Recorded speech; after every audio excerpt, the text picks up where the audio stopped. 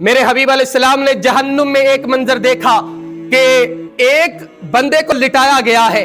اللہ کے محبوب علیہ السلام نے جہنم میں ملاحظہ کیا معراج کی رات کہ ایک بندے کو لٹایا گیا ہے اور اس کے سرہانے ایک فرشتہ کھڑا ہے اور اس فرشتے کے ہاتھ کے اندر ایک بہت بڑا پتھر ہے۔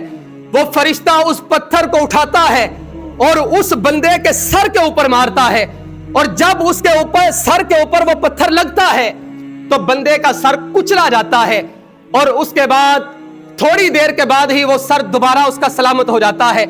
فرشتہ دوبارہ وہ پتھر اٹھا کے اس کے سر پہ مارتا ہے اور کچلا جاتا ہے تو دوبارہ صحیح ہو جاتا ہے۔ بار بار اس کو یہ عذاب دیا جا رہا تھا۔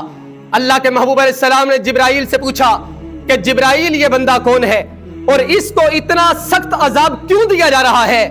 جبرائیل عرض کرنے لگے یا رسول اللہ، یہ وہ بندہ ہے کہ فجر کے وقت جس کا سر نماز سے باری ہو جایا کرتا تھا، جو نماز کے لیے نہیں آتا تھا اور نیند اس کے اوپر غلبہ کر لیتی تھی۔